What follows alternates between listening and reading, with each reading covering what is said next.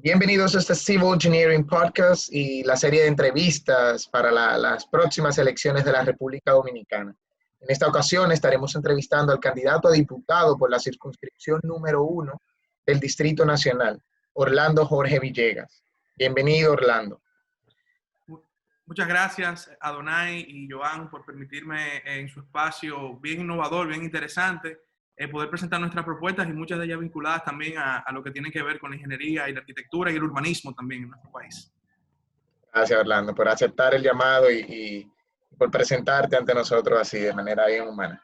Antes de entrar a la parte técnica, que es lo que nosotros manejamos, nos gustaría saber sobre la parte humana. ¿Quién es Orlando Jorge Villegas? Bueno, mira, Orlando Jorge Villegas, si tuviera que hablar en tercera persona, a veces es difícil hablar de uno mismo, pero en esencia soy una persona disruptiva. Siempre me gusta usar esa palabra. De hecho, mi empresa se llama Disruptiva Dominicana, porque siempre he creído en la disrupción y en mi vida personal la he llevado. Desde mi profesión, yo no estudié la profesión de mis padres, que era Derecho, y eso era lo que tradicionalmente en mi familia se había establecido, pero yo decidí estudiar Comunicación Social porque realmente era lo que me apasionaba. Desde pequeño en mi casa, una casa de políticos, yo vivía con mi abuelo, el doctor Salvador Jorge Blanco, y mis padres, vivíamos todos en diferentes casas, pero en un mismo terreno. Entonces, desde pequeño era una pasarela política, contacto con personas, medios de comunicación, y ese mundo siempre me llamó la atención y terminó inclinándome también hacia estudiar comunicación social. Estudié del 2009 al 2014 la carrera. Desde el 2010 estoy trabajando en los medios de comunicación. Inicié primero con Roberto Cavada en Telenoticias como reportero de calle, que me permitió foguearme, conocer bastante nuestra realidad, salir de una burbuja y poder palpar otra realidad desde el periodismo. Y eso me creó muchísima sensibilidad social, un profundo conocimiento de nuestra sociedad, de los sectores más vulnerables, de muchas realidades que a veces quizá uno desde un apartamento, desde una casa, no conoce. O a veces lo ve en la televisión, pero no palparlo es diferente.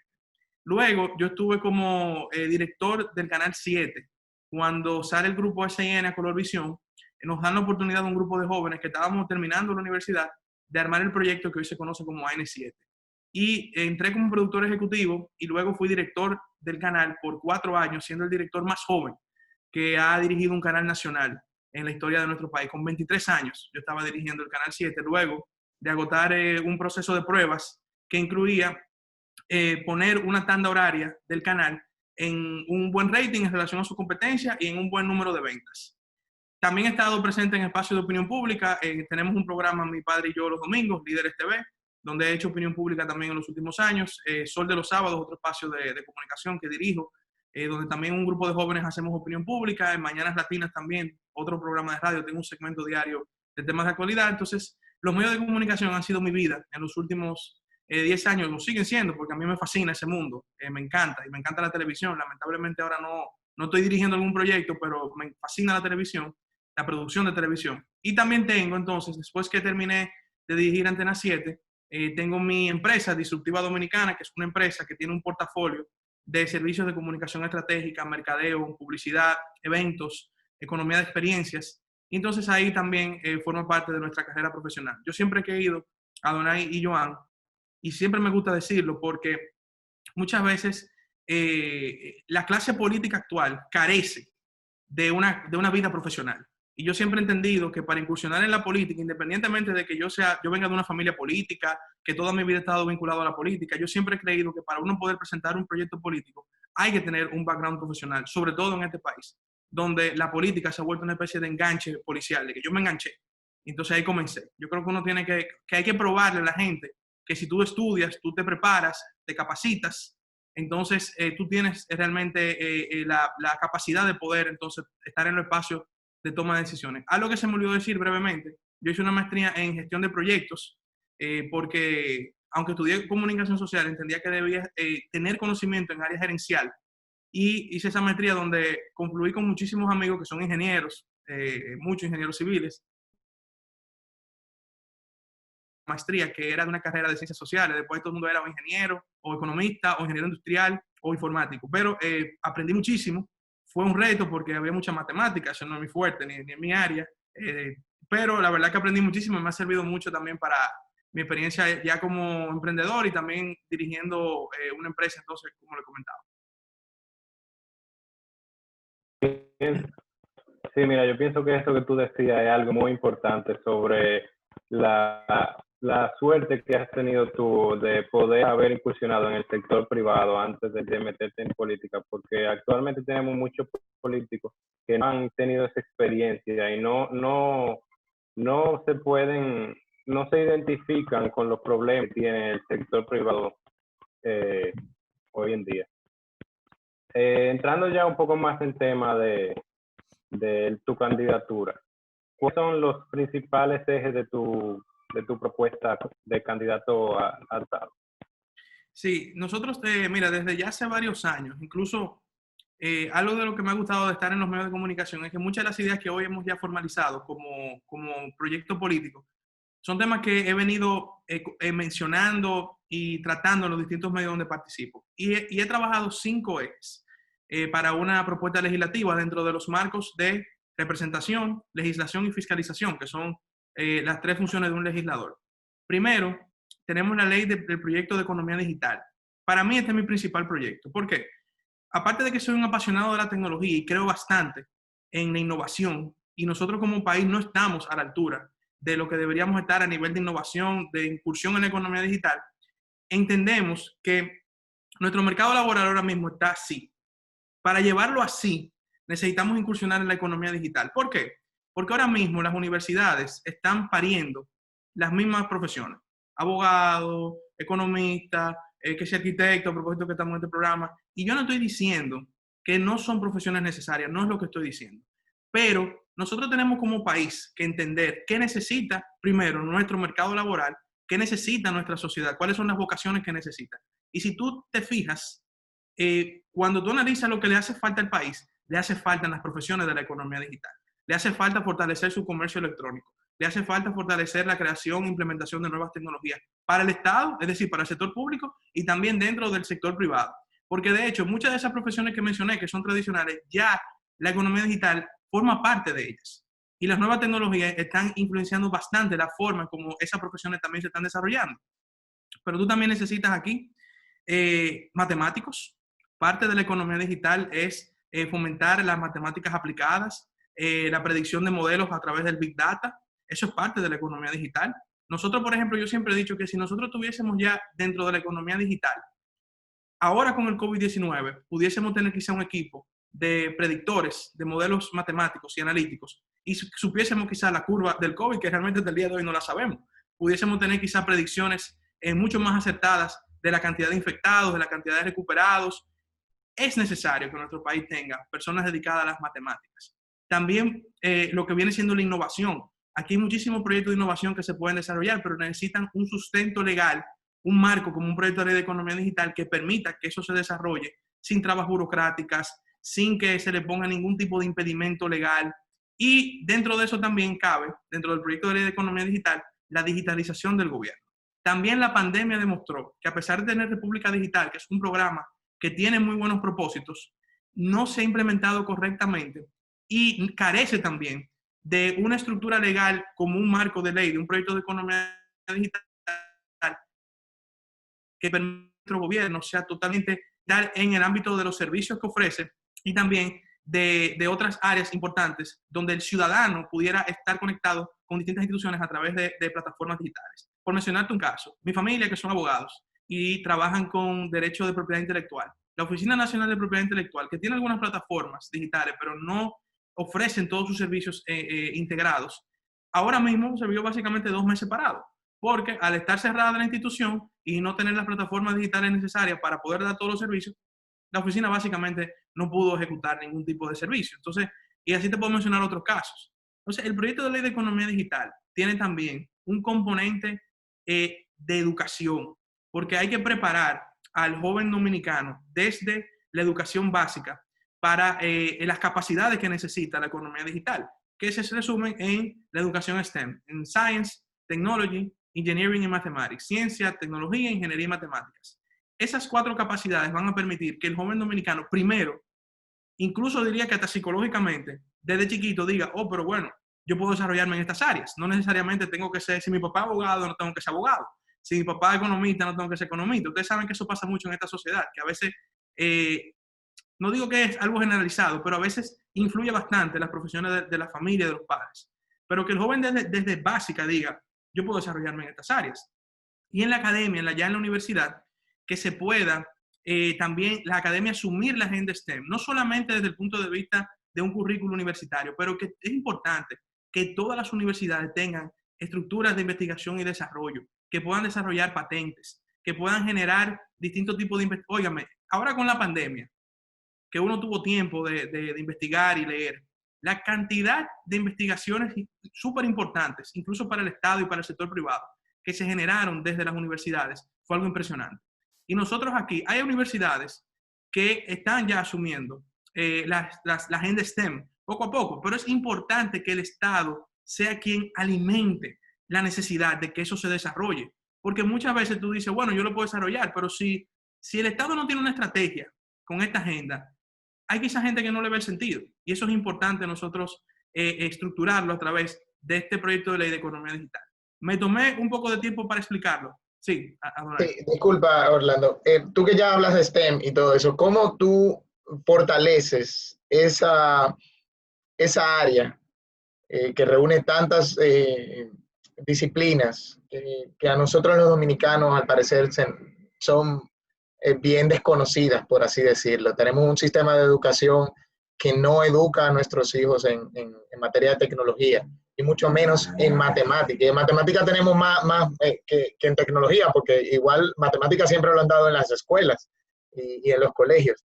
Pero ¿cómo tú fortaleces esas disciplinas cuando nosotros ni siquiera desde la educación básica pensamos en eso? Tú vas a una escuela cualquiera, vas a un colegio, bueno, los colegios tal vez lo tengan un poquito mejor, pero ni así. Y tú encuentras que el salón de tecnología es un salón decrépito, es un salón oscuro, es un salón al que nadie le gusta ir y lleno de computadoras que posiblemente tienen Windows 2000 todavía. O sea, ¿cómo tú fortaleces esas disciplinas en tu Mira, propuesta? tú sabes que es una interesante pregunta. Por ejemplo, en el ámbito de las matemáticas, es público que en las pruebas PISA nosotros nos va fatal, porque no se ha aplicado una enseñanza correcta de las matemáticas, y vuelvo y repito, aunque sean niños, los niños de hoy están mucho más informados por el acceso a las nuevas tecnologías. Ahora bien, si tú le explicas a un niño desde temprano, incluso en la forma en cómo tú enseñas las matemáticas, porque nosotros fuimos estudiantes de matemáticas, ustedes son ingenieros y obviamente tienen un amplio conocimiento, pero por ponerte en mi caso, cuando yo cogía clase de matemáticas, yo decía, ay no, por favor, esto no. La bendita macota de los cuadritos, y no. Oye, yo aborrecía la matemática, y te digo la verdad, hoy día me arrepiento de haberla aborrecido, me arrepiento. Incluso, no sé si lo tengo por aquí, pero yo tengo un libro, yo creo que lo tengo por aquí, y excúsenme la informalidad, pero estamos, ¿verdad? Mire, este libro me ha ayudado muchísimo a mí. Bueno, en español sería el poderoso, el poder del pensamiento matemático, ¿verdad? Entonces, yo me arrepiento hoy día, primero, de que yo aborrecía las matemáticas, pero segundo, de que realmente yo no le encontraba un atractivo desde la forma en cómo se me enseñaba. Puede ser que en ese momento no hubiese mucha forma. Digo, yo tampoco soy un viejo, pero lo que digo es, hace 15 años, 16 años, cuando estábamos quizás en segundo, tercero bachillerato, no le encontraba el atractivo. Hoy día, vuelvo y te repito, y por eso hice la maestría en gestión de proyectos, para poder incursionar un poco en conocimientos matemáticos. Nosotros nos daban en esa maestría modelos matemáticos, una serie de cosas. Y hoy día las matemáticas son parte de mi toma de decisiones. Lo he leído en este libro, que lo recomiendo, a propósito de que estamos aquí en este podcast, es de Jordan Ellenberg. Es un libro incluso de los 10 libros favoritos de Bill Gates, un libro sumamente recomendado porque te ayuda a tomar las decisiones en base a matemáticas, y hay ejercicios muy interesantes. Entonces, si nosotros primero vamos a partir de lo de la prueba PISA, estamos muy mal en pruebas PISA. Ahora, ¿cuál es? Yo estoy obviamente desde el ámbito del legislador proponiendo un proyecto de ley. Ahora bien, si nosotros logramos, y voy a mencionar aquí al candidato presidencial que yo apoyo, que es Luis Abinader. Luis Abinader ha planteado un proyecto de politécnicos. de convertir liceos en politécnicos. Los politécnicos, que yo creo que aquí se han subestimado porque realmente no se ha visto como un modelo escolar de desarrollo de capacidades como lo que es un politécnico. Y yo te voy a poner un caso de la circunscripción número 1, el Liceo del Millón. El Liceo del Millón es quizá una de las escuelas públicas más importantes de la circunscripción número 1. Muchísimos niños del Millón, de Los Prados, Los Praditos, de muchos sectores por ahí, estudian en el Liceo del Millón. Una de las cosas que nosotros queremos proponer en la próxima semana, vinculado a ese proyecto de Luis Abinader, de los politécnicos, es que, por ejemplo, el Liceo del Millón sea un piloto de un politécnico donde la forma en que estas capacidades STEM se desarrollarían pudieran contar con, primero, una asesoría de los colegios privados. ¿Por qué? Porque los colegios privados sí han logrado implementar en muchos casos la educación STEM. Yo te puedo mencionar, por ejemplo, New Horizons y el St. George, que son dos colegios que han logrado tener, incluso tienen laboratorios de robótica, tienen un currículum que desde el pequeñito ya te están implementando las capacidades STEM, no solo en el fondo, pero en la forma también. Yo he visitado, yo estudié en el St. George, tengo muy buenos vínculos todavía con el colegio, y en New Horizons también tengo buenas relaciones. Yo he visitado estos centros de innovación y los laboratorios de robótica, y también he visto cómo le están enseñando a los niños estas capacidades. Ya no es simplemente una mascota y sumar y restar o multiplicar, sino que también están aplicando estas capacidades en ejercicios muy prácticos vinculados a la vida cotidiana, para que entiendan que no es solamente un papel de sumar y restar, es cómo tú aplicas eso a distintas situaciones de la vida cotidiana que al final se convierten en toma de decisiones. Si tú me preguntas a mí, esa debe ser la forma en el fondo, como se deben trabajar estas capacidades, y especialmente la de las matemáticas, porque nosotros queremos ser un país desarrollado, pero no podemos seguir siendo los últimos en la prueba PISA en matemáticas. Entonces, ahí te reitero, los politécnicos para mí van a ser la plataforma ideal para que en el ámbito público la educación STEM pueda tener un gran funcionamiento, tanto en la forma como en el fondo. Sí, mira, lo que tú decías es muy importante. Yo creo que yo no fui el único al que le pasó esto en la escuela, en el colegio. Que cuando yo entendía para qué me funcionaba algo de lo que me enseñaban, ahí yo me lo aprendía y nunca olvidaba. Pero cuando me enseñaban simplemente, esto es una operación matemática X. Cuando uno se lo enseña así, sin entender el fondo de para qué sirven las cosas que se están enseñando, uno no se lo aprende, uno se lo embotella. Y eso es algo muy importante que hace falta aquí en el tema de educación. Mira, tú sabes que yo quiero mencionar aquí, ya que estamos en un podcast de ingenieros, ingeniería civil, a un hermano de la vida, uno de mis mejores amigos, que es Gabriel Rancière, que es ingeniero, que cuando entré a la universidad y me tocaba el ciclo básico, matemáticas 101 y luego matemáticas 103, yo iba a casa de él a hacer toda la tarea, y estudiar para los exámenes, porque yo estaba en el aire de verdad. Yo decía, óyeme, lo primero que yo decía es, pues yo estoy estudiando comunicación, ¿para qué me ponen matemáticas? Pero debo de admitir que valió la pena, porque aunque no le di mucha importancia, cuando fui a la maestría y me tocó modelo matemático, yo tenía una base. Por mencionarte ese caso de estudios, pero la verdad es, señores, que las matemáticas, el poder de las matemáticas en la toma de decisiones, que es quizás el fin de uno poder institucionalizar las matemáticas aplicadas dentro de un currículum de cara a desarrollar capacidades para el sector privado y para el sector público. Yo insisto que las matemáticas en la toma de decisiones hoy día son parte fundamental, y me refiero a cualquier toma de decisiones en el ámbito público y en el ámbito privado. Estoy 100% seguro de eso. Sí, no, y en esta de la tecnología y de data, todas las decisiones se toman en base a data y matemática, y eso es algo primordial ya en esta época. Entrando ya en otro tema, ¿qué involucra tu estrategia para mejorar la ciudad y el tránsito en la ciudad? Tengo entendido que tienen unos planes de una plataforma que se aplicaría en conjunto con los estamentos, la policía. Si nos puede hablar un poco de eso.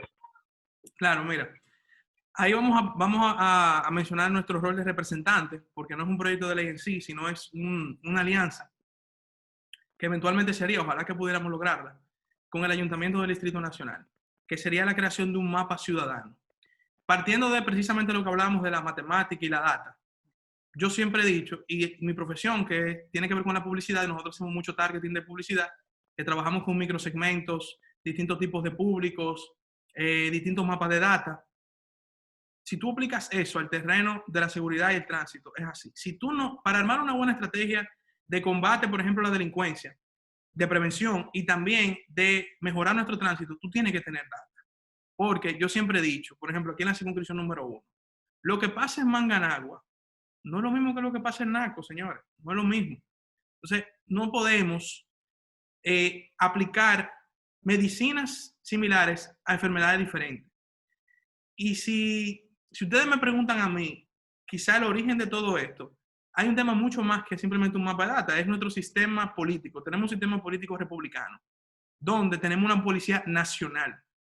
En países como Estados Unidos y Brasil, por mencionarte dos países quizá de la región de América avanzados, que tienen un sistema federal, la policía es municipal y entonces tiene su estrategia. Cada policía tiene su estrategia por su municipio, en el caso de Estados Unidos, por el estado y los condados. Aquí no, aquí tenemos una policía nacional para el país completo. Y hay policía municipal, pero la policía municipal no tiene ni de cerca el presupuesto de la policía, de la nacional, que de por sí es bajito, ni tiene tampoco la cantidad de personas para tú armar una estrategia de combatir crimen en una ciudad como el Distrito Nacional. Tomando eso en cuenta y tomando en cuenta de que no somos un sistema federal, que no vamos a tener una policía municipal en vez de una nacional, entonces, trabajando en base a realidades, nosotros le estamos proponiendo al Ayuntamiento del Distrito Nacional que creemos un mapa ciudadano. Un mapa ciudadano sería un laboratorio de innovación que incluso nuestra idea es que puedan desarrollar un grupo de emprendedores como parte también del ayuntamiento de poder colaborar con el emprendimiento de la ciudad, que un grupo de emprendedores pueda elaborar un laboratorio de innovación donde creen ese mapa ciudadano, que va a tener 3 mapas. Un mapa del tránsito, se puede perfectamente con Waze conseguir el API y desarrollar desde ahí entonces ya los distintos tipos de grupos de data que quisiéramos tener del tránsito. Un mapa del crimen, que es para precisamente poder identificar las tendencias del crimen por zona. Si ustedes, por ejemplo, buscan el Crime Map de California, que es uno de los más famosos, el que viaja a California, por ponerte de la óptica de un turista, si yo voy a California y digo, bueno, yo voy, por ejemplo, a Orange County, yo sé a través del mapa del crimen que en Orange County lo que más hacen es que roban vehículos. Entonces ya yo sé que yo no voy con un vehículo para allá, porque puedo ser pasible del robo de un vehículo. Si voy quizás a Oakland, ya yo sé que allá lo que hacen es mucho atraco de celulares. Bueno, pues entonces no ando con mi celular en la calle, o sea, caminando, lo guardo, o si somos 2 personas, nos vamos con un celular. Ese tipo de información es importante y está microsegmentada por zona. Entonces, un mapa del crimen aquí es fundamental. ¿Y cómo se alimenta ese mapa del crimen? Por tomar el ejemplo del de California, que es el que nosotros hemos tomado como base para la propuesta. Primero, hay lo que se llama las juntas comunitarias de vigilancia, que es un círculo de las juntas de vecinos con la autoridad policial, donde se alimenta los distintos hechos que ocurren en las comunidades. Entonces, si doña fulana de la junta de vecinos de Los Prados, por ejemplo, reporta que fue víctima de un atraco, a la junta de vecinos lo registra, la policía lo valida y se alimenta la plataforma. Entonces ya se dice, bueno, hubo un atraco, no se dice el nombre obviamente, pero hubo un atraco de celular en Los Prados. Entonces así se va alimentando la plataforma. Es algo obviamente bien complejo, hay que estructurarlo bien, pero me parece que sería algo sumamente innovador y me parece que nuestras autoridades requieren de ese tipo de información para poder trazar sus estrategias de combate y de prevención de la delincuencia. Y el tercer componente, sí. Sí, antes de que entre al tercer componente, es muy importante que la gente sepa que nosotros manejamos data. O sea, las instituciones manejan data. El único problema es que esa data no es abierta para el público. Y las empresas privadas no pueden hacer uso de ella. Y además de eso, hay muchas dualidades. O sea, instituciones, vamos a suponer, de tránsito. Intran tiene una información que levantó y el ADN también tiene otra información que levantó. Lo que la gente no ve es que hicieron una inversión de dinero del Estado para levantar la misma información cuando pudieron habérsela compartido entre ellas. Entonces, lo primero es que hay que cambiar esa mentalidad de que esa información la levanté yo y esa información es mía. Y principalmente porque la parte privada se entiende, porque eso es algo pago, pero la parte pública debe ponerla al servicio del público. Es lo que yo nunca he entendido y es lo que nosotros aquí en este podcast hemos atacado muchísimo. Porque la importancia de la data no radica en nosotros tener el mapa y mostrar los datos. Radica en que las autoridades, atendiendo a eso, van a poder priorizar cuáles van a ser sus acciones. Ya no va a decir, vamos a hacer un plan para atacar el Distrito Nacional completo en cuanto a la seguridad, porque en el Distrito Nacional completo están sucediendo atracos.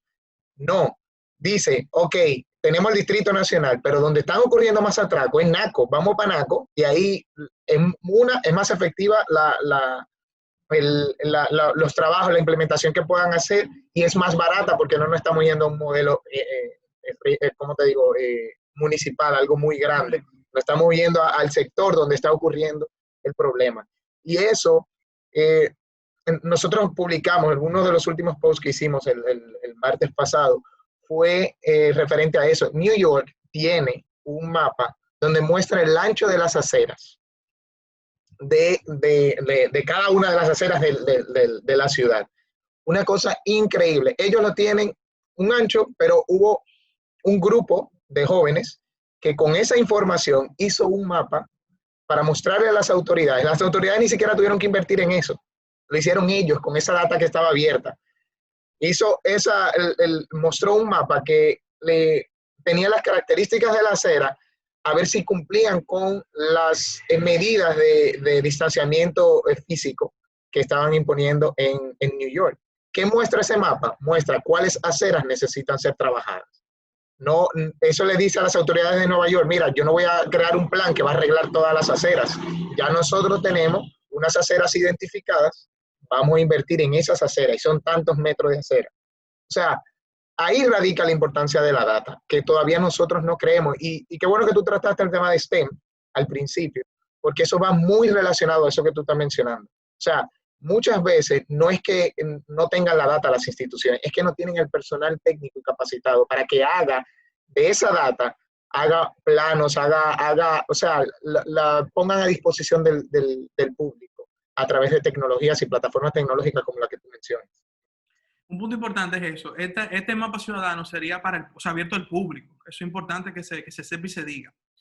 Y insisto, es algo que es retador, es complejo. Yo sé que no será fácil implementarlo, pero yo confío en que la alcaldía del Distrito Nacional, que la dirige mi querida amiga Carolina Mejía, entraría estuviera a la disposición de poder trabajar con nosotros ese proyecto, con personas como ustedes que también tienen conocimiento del área y de la materia, porque la idea tiene doble vía este proyecto. Es primero incentivar el emprendedurismo con esta idea de innovación que de doble vía va a ayudar al ayuntamiento y a los ciudadanos a tener mucho más acceso a esta data tan importante. El tercer punto de este mapa es el mapa toxicológico, de poder medir los niveles de tóxico del agua en la ciudad y de los residuos. Ese es un punto muy difícil, pero este es un proyecto que sería por etapa, no sería necesariamente la 3 de un fuetazo, sería por etapa. Pero yo sí creo que si logramos este mapa ciudadano y tener a la disposición del público esas 3 informaciones para comenzar, va a ayudar muchísimo, incluso a la educación de las personas y también a la prevención de nuestros ciudadanos en esas 3 áreas. Tú hablabas del tema de los politécnicos, es importante eso. La República Dominicana se sumergió a un proceso de construcción masiva de escuelas debido a la aprobación del 4% para la educación y otros planes que se tenían al respecto. Pero contamos con un sector muy informal, que es el sector construcción. Y antes de lograr hacer esa red de politécnicos que tal vez se pueda auxiliar con las estructuras existentes que hay no solamente en la ciudad, sino también en el interior del país, ¿qué ustedes proponen para ese sector?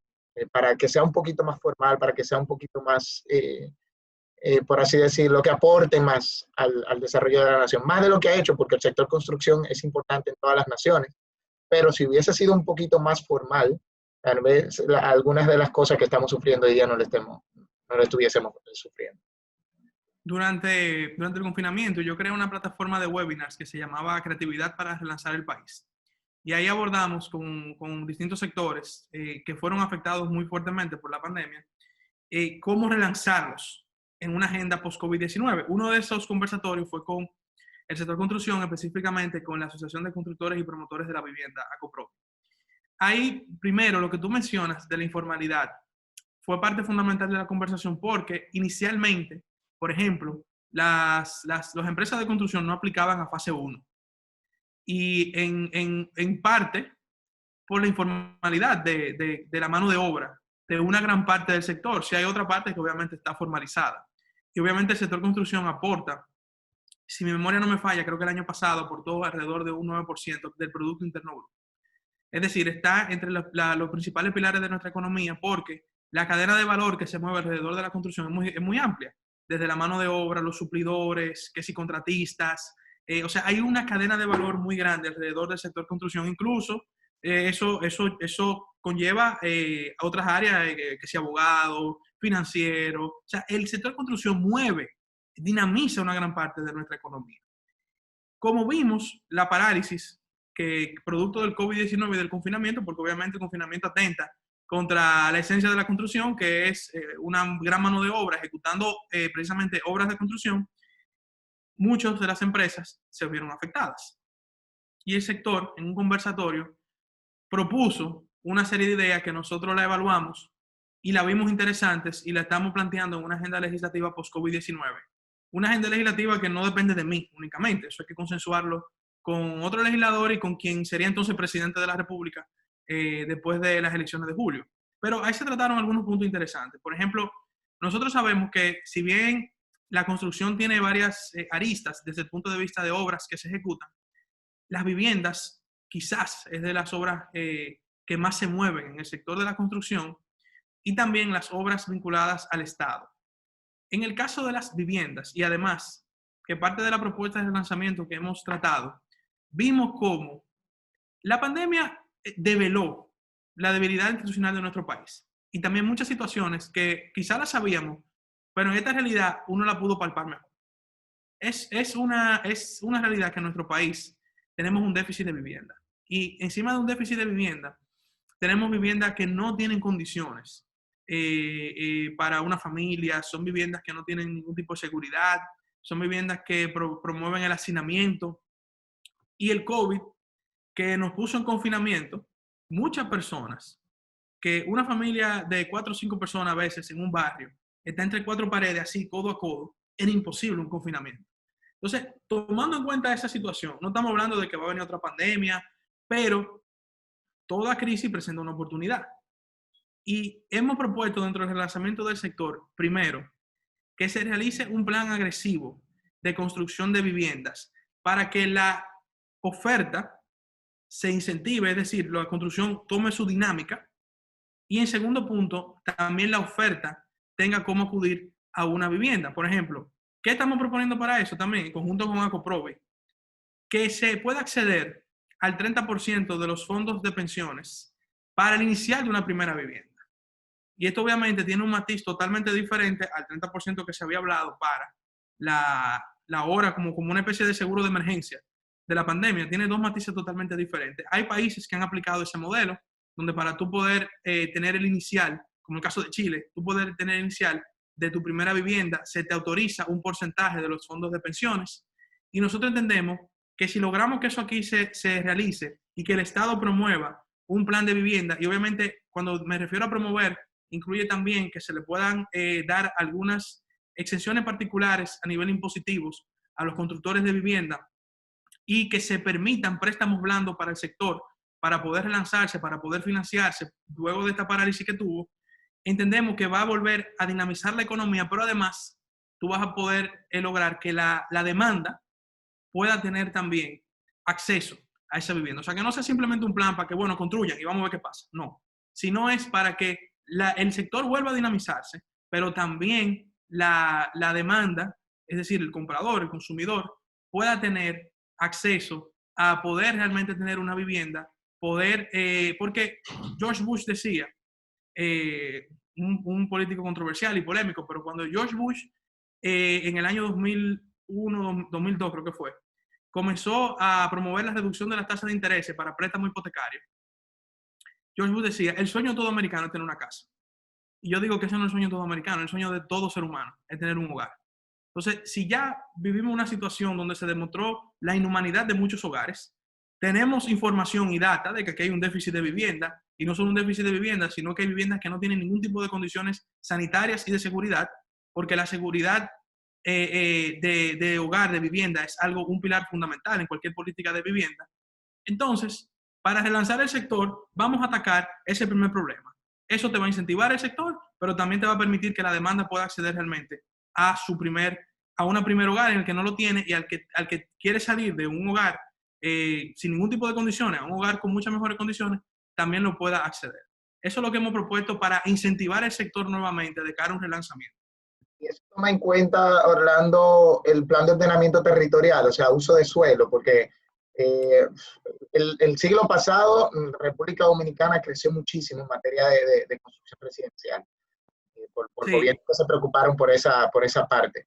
Pero entonces hoy día estamos sufriendo las consecuencias de eso, porque no se hizo un plan muy elaborado de cuál iba a ser el uso de suelo de esas construcciones masivas. Entonces se ata, eso que tú estás diciendo, se ata a ese plan con el cual ya contamos y que lamentablemente no estamos usando. Mira, tú acabas de decir algo muy importante. De hecho, cuando algunas propuestas de Luis Abinader, porque muchas de nuestras propuestas van alineadas a sus propuestas, porque, vuelvo y repito, espero que Luis Abinader sea el próximo presidente, porque es la persona para mí que más se ha preparado para dirigir este país y tiene grandes capacidades y un gran equipo. Cuando tú ves la propuesta de Luis Abinader para vivienda, para transporte y hasta para el sector turístico, todas parten de dos leyes. El proyecto de ley de ordenamiento territorial y el proyecto de ley no, ya es una ley, la ley de alianza público-privada. Entonces, el lanzamiento del sector de construcción implica obligatoriamente una alianza público-privada. Ya la ley está. Ahora, es vital que se apruebe la ley de ordenamiento territorial para nosotros conocer en dónde, o sea, qué tipo de territorio se puede utilizar para X o Y proyecto. Porque precisamente una de las razones de la mala política o la mala aplicación de una política de vivienda en nuestro país son los asentamientos en muchos lugares donde el territorio no se presta para eso.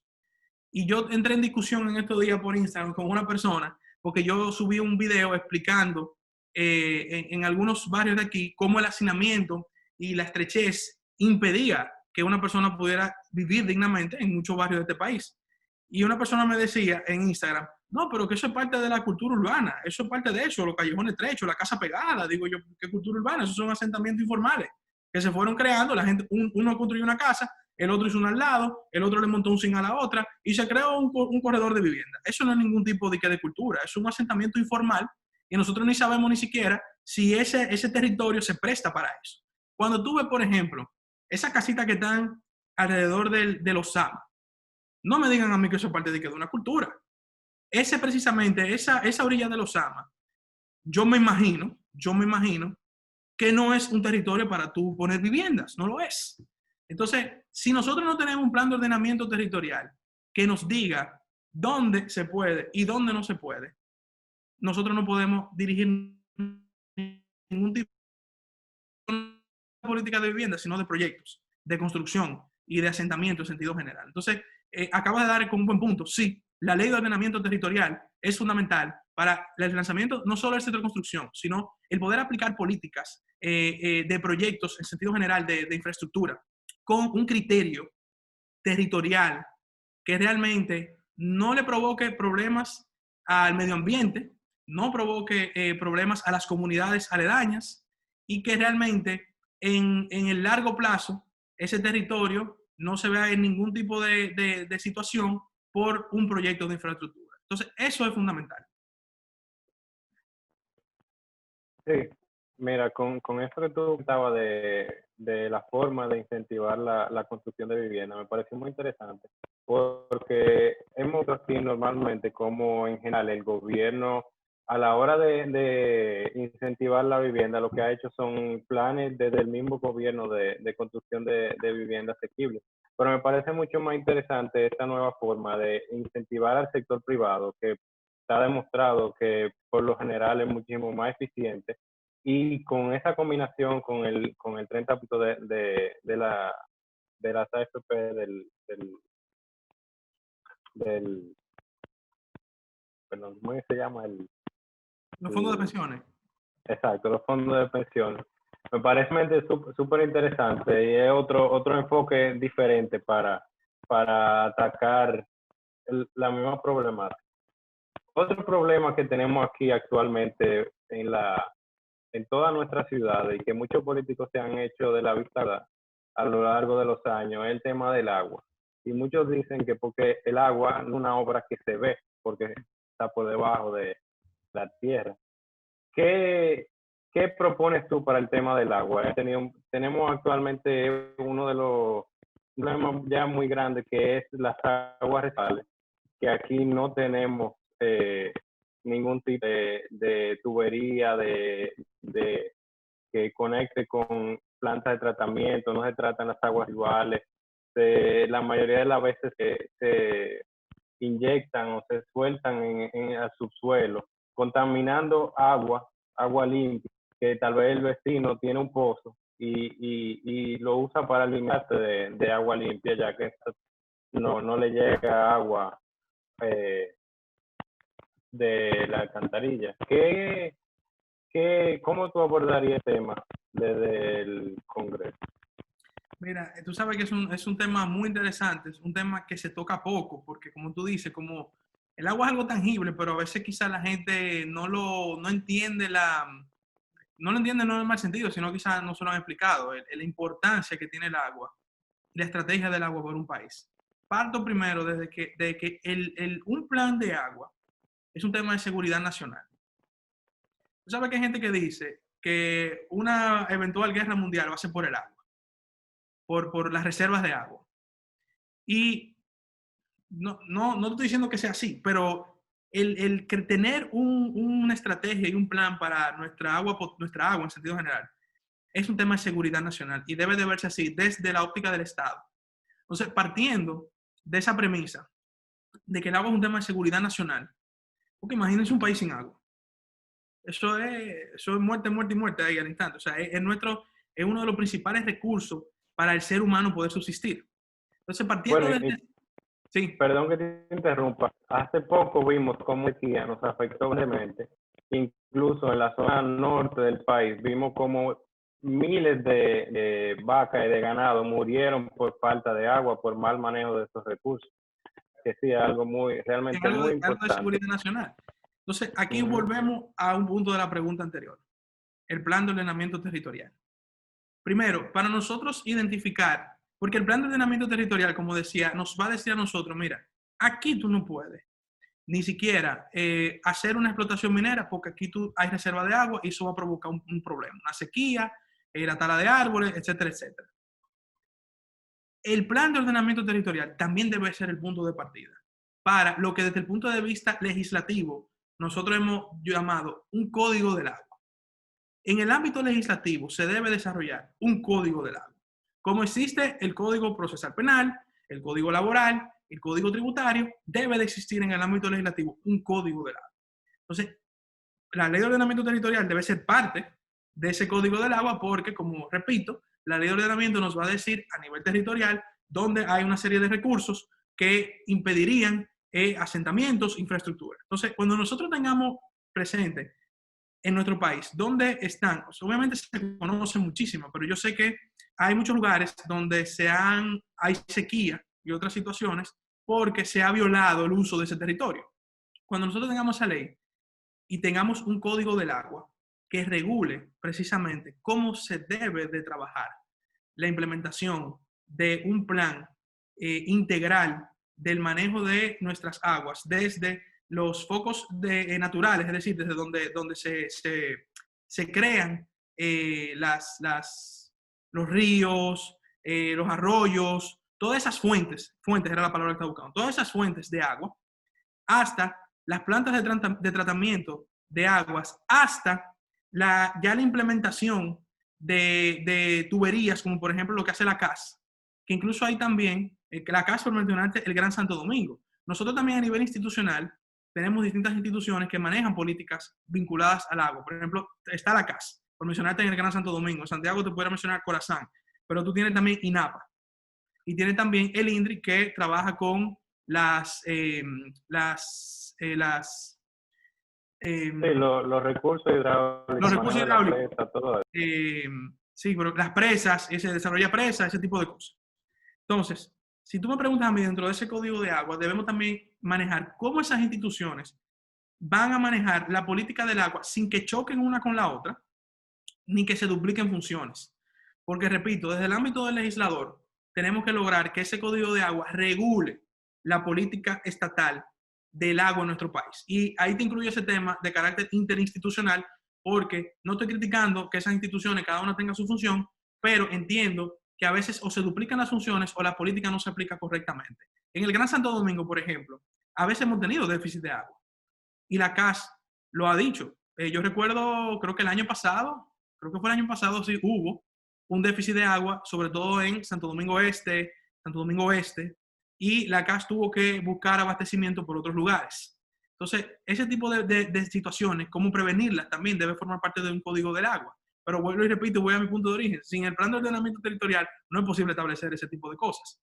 Luego, me gustaría brevemente exponer unos puntos del plan de gobierno de Luis, porque Luis Abinader fue el primer político o candidato presidencial que mencionó el tema del agua en una campaña. Si ustedes buscan históricamente, ese tema ni se ha abordado como un tema de campaña desde el punto de vista propositivo, salvo en un documento. Y el año pasado yo participé en ese encuentro que Luis tuvo con los medios, donde él presentó un plan del agua, y el mismo Luis decía, es un tema de seguridad nacional, no simplemente un tema que si lo queremos hacer o no lo queremos hacer. Se me olvidó mencionar, por cierto, dentro de las instituciones también que manejan política del agua, el Ministerio de Medio Ambiente, que también forma parte de velar por sobre todo esas fuentes naturales de donde viene el agua. Pero yo quisiera brevemente esbozar, por ejemplo, Luis Abinader ha incluido en su propuesta la construcción de nuevos acueductos en 51 comunidades. Los acueductos también forman parte importante de dar esa agua a las comunidades que son ya obviamente en los campos, en territorios más pequeños. También ampliar acueductos en otras 42 comunidades, rehabilitar 33 sistemas de agua en igual número de comunidades y mejorarlas en 20 demarcaciones. Es decir, el plan de gobierno de Luis tiene una estrategia de construcción y adecuación de acueductos para las distintas comunidades. Y incluso eso es muy importante, y se lo voy a mandar después para que ustedes lo puedan leer bien. Tiene todos sus presupuestos ya elaborados. También hay Luis Abinader, por ejemplo, otros temas que él ha propuesto vinculados al tema del agua. Mencionaba que el 47% de los hogares dominicanos recibe agua del acueducto dentro de las casas y 30.5% en el patio.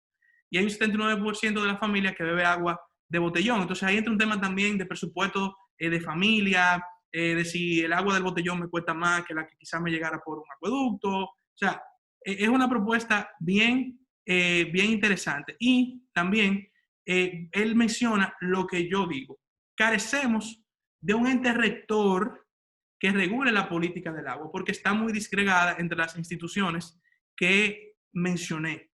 Y eso es un punto importante que en mi caso particular, desde el ámbito legislativo, en ese código de agua debe quedar bien claro. También Luis propuso, por ejemplo, la construcción de 6 presas para seguir pudiendo aumentar esas básicamente reservas de agua.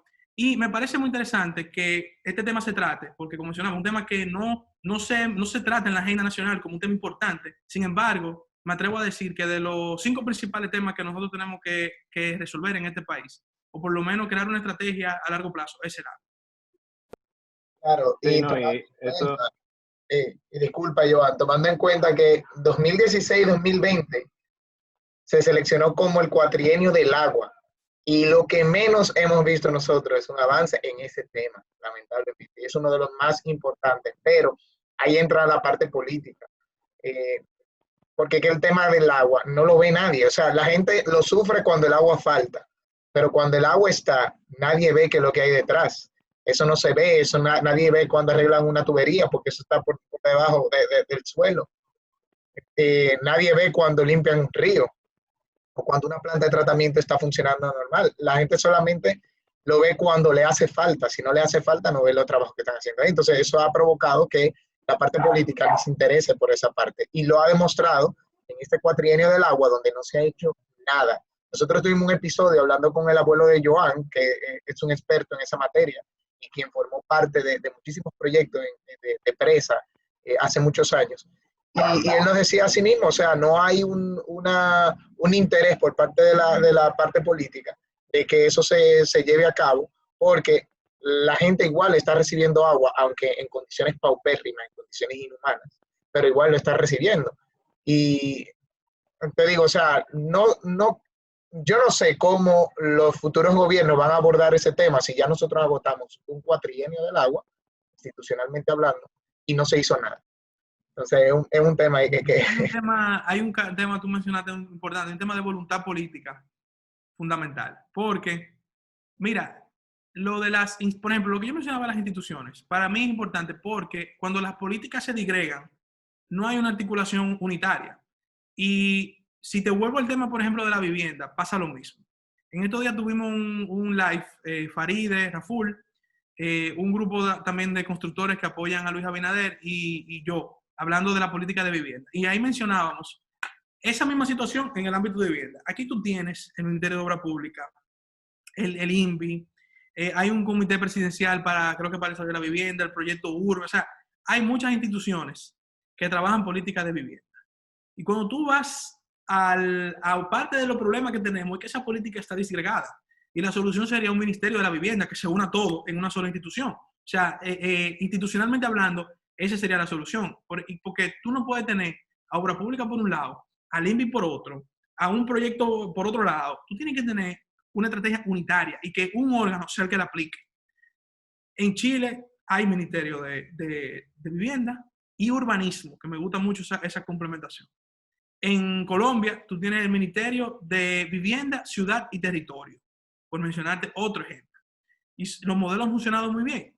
Entonces, aquí, volviendo al tema del agua, tenemos un problema político porque está disgregada la aplicación de la política del agua. Y aparte de eso, que no se ha tomado, o sea, no se ha considerado como una prioridad tampoco la implementación de estrategias. Pero desde el marco de un legislador, lo que yo propongo es que creemos el Código del Agua. Y que el Código del Agua tenga dentro del mismo una estrategia a un tiempo determinado que se debe tratar con expertos de cómo nosotros vamos aquí a priorizar el tema del agua, cómo institucionalmente hablando vamos a unificar la aplicación del mismo y cómo territorialmente hablando también se debe trabajar este tema. Y mira, Orlando, a raíz de todo esto, lo que está pasando actualmente, que ha causado mucho revuelo en el Gran Santo Domingo, no sé si Joan quiera dar algún comentario del tema que le iba a hablar ahorita. Disculpa, Joan. No te preocupes. Está bien, ok. Bueno, tú sabes que hemos, por así decirlo, hemos entrado a un periodo donde la gente se está preocupando más por el manejo de los residuos sólidos. Tú lo trataste ahorita cuando estabas hablando del tema de la plataforma ciudadana para determinar componentes toxicológicos. ¿Qué propones tú para la mejora de los manejos de residuos sólidos? O sea, ¿qué está dentro de tu propuesta con ese tema? Ya que es un tema que está en la palestra y que la gente le ha dado mucha importancia y que ahora es que se debe atacar, ya que la ciudadanía está empoderada con ese tema. Claro, mira. Lo primero es que desde el ámbito legislativo tenemos el proyecto de ley de residuos sólidos que no se ha aprobado todavía en el Congreso Nacional. Entonces, carecemos primero de un mecanismo legal moderno de regular o que vamos a llamarlo así, que sea el precursor de un plan integral de gestión de residuos sólidos. Entrando en el plan integral de residuos sólidos, nosotros tenemos que fomentar que esa cadena de valor que conlleva el buen manejo de los residuos sólidos funcione adecuadamente. Y aquí hay parto también de una premisa importante, y es un componente de educación ciudadana. Nosotros no podemos seguir viendo, por ejemplo, al plástico como basura. Eso hay que sacárselo a la gente de la cabeza. El plástico es un residuo que incluso genera valor después de su uso. Pero para que genere valor, debe existir una cadena, valga la redundancia, de valor que conlleve al uso correcto de ese residuo sólido. A los ciudadanos tenemos que quitarle las dos palabras de la cabeza: basura y zafacón. Tenemos que poner la palabra residuo y contenedor, para que también se promueva desde el ámbito ciudadano la clasificación de los residuos sólidos. Es una tarea larguísima, eso no va a ser de un día para otro, pero hay que comenzar por ahí. Ahora bien, cuando tú tienes la cadena de valor de una gestión adecuada de los residuos sólidos, comencemos por la empresa que produce un producto con un residuo. Hay empresas, yo debo decir, del sector privado, y la IRD tiene varios planes para el sector industrial que ya se están aplicando de gestión adecuada de los residuos sólidos. Obviamente el sector industrial es el que más produce plástico, el que más produce una serie de elementos que mal clasificados o mal reusados, o ni siquiera reusados, se convierten entonces en lo que nosotros tenemos en la cabeza como basura. Ahora bien, hay empresas que, por ejemplo, te voy a mencionar una, Total, las estaciones de gasolina. Las estaciones de gasolina Total, los potes de los lubricantes, ellos tienen como norma que después de que ya lo utilizan en las estaciones de combustible, el bombero lo guarda, se entrega al departamento de medio ambiente, que tienen un departamento de medio ambiente, y ese departamento de medio ambiente ya lo manda a una empresa, en el caso de Total, que dentro de la cadena de valor, que lo convierte en materia prima. Entonces ya esos plásticos van directo a una empresa que lo convierte en materia prima, y obviamente ya esa empresa se lo da a una empresa que lo reusa.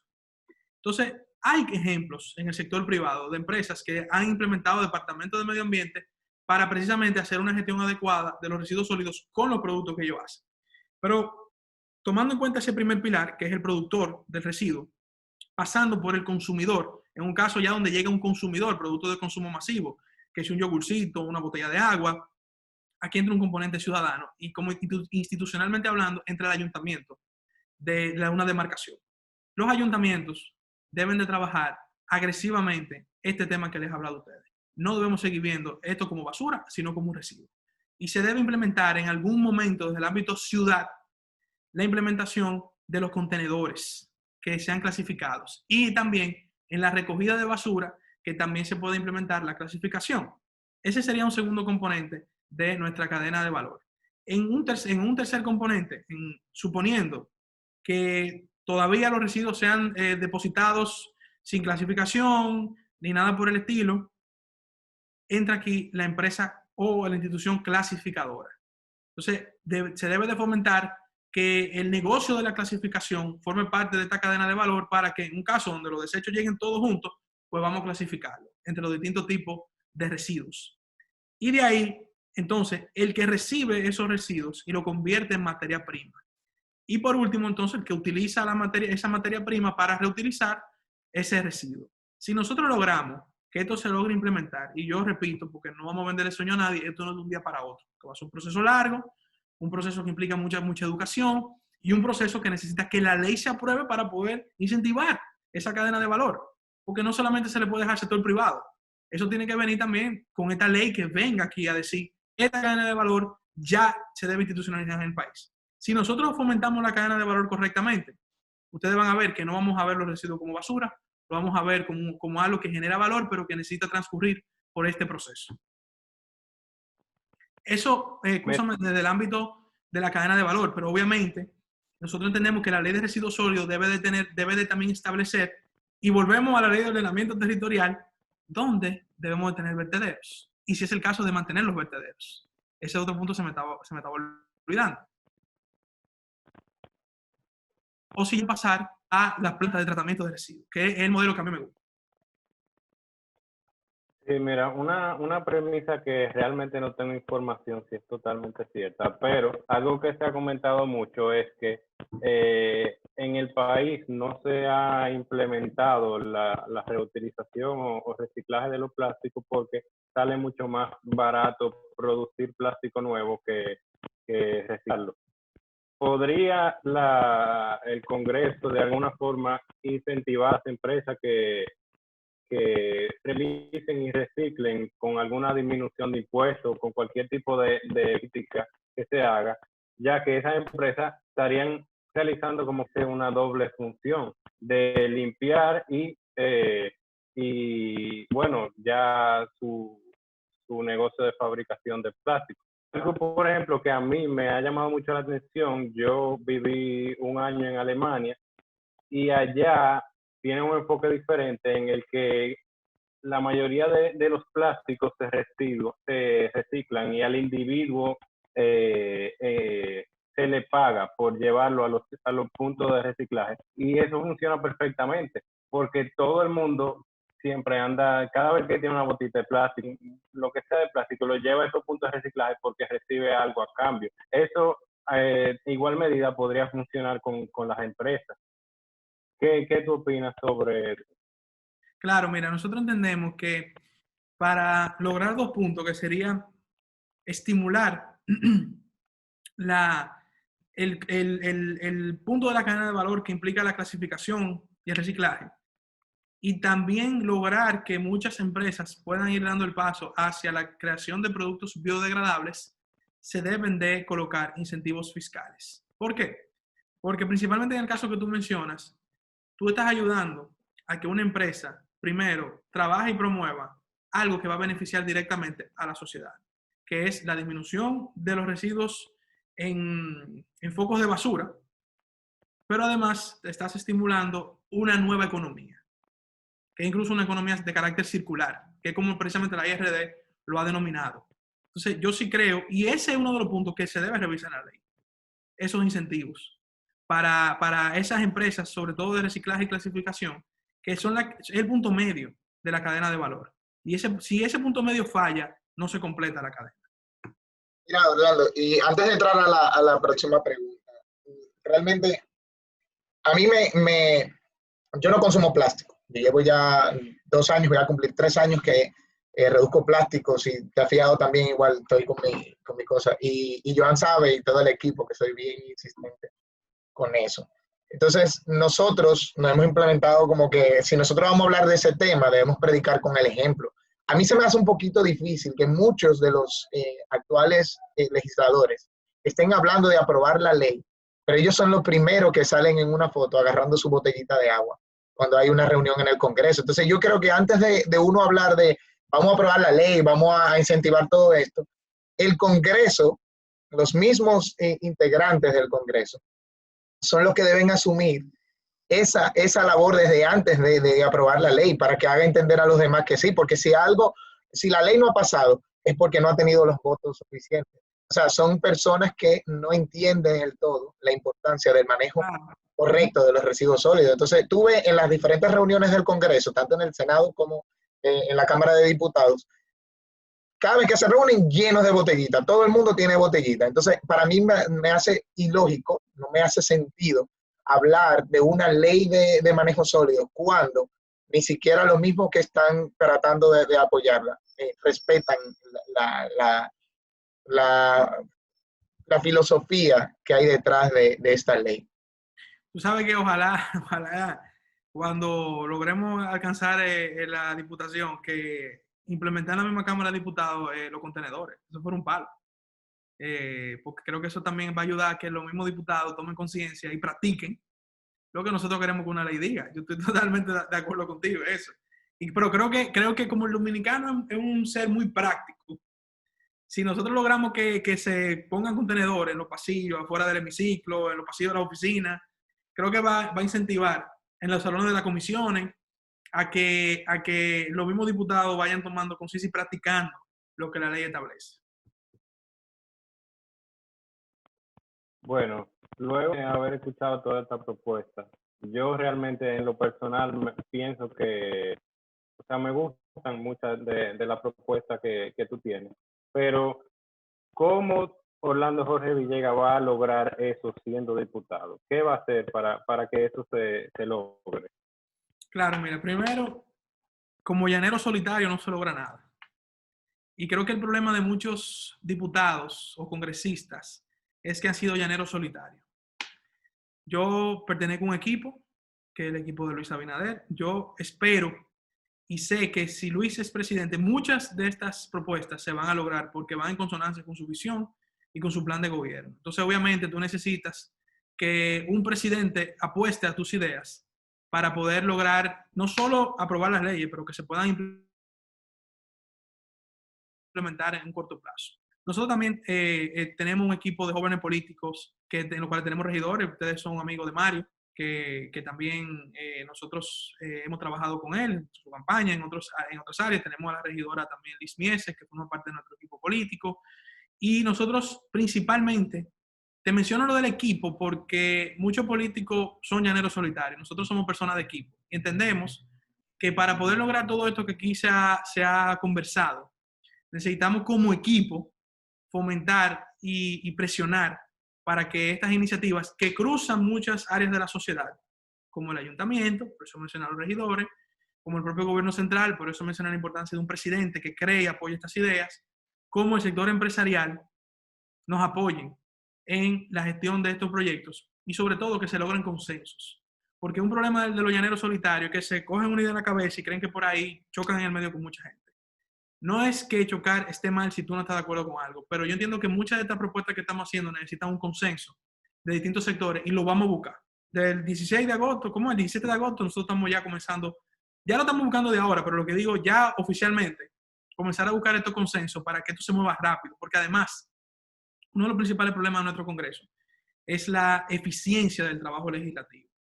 Usted busca el récord de muchísimos diputados y ahí no hay un proyecto de ley sometido, no hay un informe rendido, y nosotros, por la propia naturaleza que traemos del sector privado y de mi personalidad, esto es para comenzar a trabajarlo de una vez y lograr que su aprobación y su paso por el Congreso, que no es fácil porque hay mucha burocracia de por medio, se pueda lograr. Pero lo principal es lograr esos consensos con los distintos sectores de las aristas que hemos tocado para poder lograr que sea en realidad en el tiempo más rápido posible.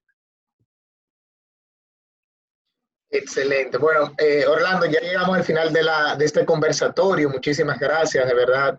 Ya nuestros seguidores, principalmente aquellos que son ingenieros, arquitectos, ya conocen tus propuestas técnicas. Y qué bueno que lo conocen. Qué bueno que contamos con este tipo de espacio, con este tipo de plataforma, para dar a conocer eso, que antes nosotros no lo teníamos. Hace unos años atrás no teníamos eso y la gente no conocía realmente cuáles eran las propuestas de su candidato, y eso alimentaba a la política tradicional que lamentablemente nos ha llevado a lo que estamos sufriendo nosotros los dominicanos hoy día. Ya ustedes conocen las propuestas del candidato a diputado por la circunscripción número 1 del Distrito Nacional, Orlando Jorge Villegas. Ustedes son los que toman la decisión ese próximo 5 de julio en las elecciones congresuales y presidenciales de la República Dominicana. Civil Engineering, Orlando. Bueno, antes de cerrar, ¿tú quieres decir algo? Sí, yo quiero decir algo. Miren, estas son ideas que, como les mencionaba, muchas de ellas desde hace años en los medios de comunicación las he estado tratando, pero también son parte de un esfuerzo de escuchar, porque la política de ahora no puede ser unidireccional, tiene que ser 2.0. Entonces, yo quiero invitar también a que ustedes, como Civil Engineering, y sus seguidores, pero ustedes como plataforma, si sienten que nuestras propuestas necesitan ser fortalecidas o si tienen otras ideas, son bienvenidas, porque a nosotros nos encanta escuchar.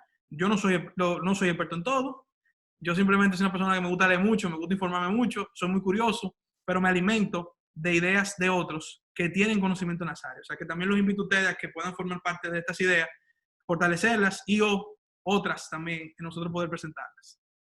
Excelente. Bueno, desde ya sabes que Civil Engineering pues, va a tener te vamos a dar ese aporte. A cualquiera que quiera hacer algún cambio positivo en la sociedad, nosotros vamos a hacer ese aporte en las áreas que nosotros manejamos, porque sí estamos, nosotros mismos promovemos eso, de que si va a hablar una persona tiene que dominar el tema. Y lo hemos tratado en diferentes espacios, eso. Pero Civil Engineering te hará llegar algunas propuestas, incluso con algunos de los expertos con los que hemos hablado, principalmente en el tema de manejo de residuos sólidos, que es un tema que hemos tratado en los últimos episodios, pero lo vamos a hacer llegar. Y en cualquier otra área que nosotros pues, podamos aportar, lo vamos a hacer tal y como hemos hecho hasta el momento. Hasta aquí nuestro episodio de hoy. Gracias, Orlando, una vez más. Gracias por hacer este espacio y ser tan abierto en ese sentido. Y a ustedes que nos están escuchando, recuerden seguirnos por nuestras redes sociales de Instagram, Twitter, Facebook y YouTube y leer cada día nuestro blog donde tratamos temas relacionados a la ingeniería civil y la arquitectura. Tratamos de que todos los temas puedan unirse en estas áreas afines que nosotros promovemos y que las personas conozcan de manera técnica y tengan un espacio. Así mismo como iniciamos con este proyecto, cuando éramos simplemente estudiantes, porque sabíamos no había un espacio donde el ingeniero y el arquitecto se informara de las cosas que estaban ocurriendo en la República Dominicana, y nosotros pues tratamos de hacerlo. Y ya hoy día llevamos 4 años con este podcast y hemos desarrollado una serie de herramientas que esperemos que le sirva a la ciudadanía. Así que si quieres estar enterado de todo lo relacionado a ingeniería civil y la arquitectura, no solamente a nivel nacional, sino internacional, Civil Engineering es tu espacio. Hasta una próxima entrega de este Civil Engineering Podcast.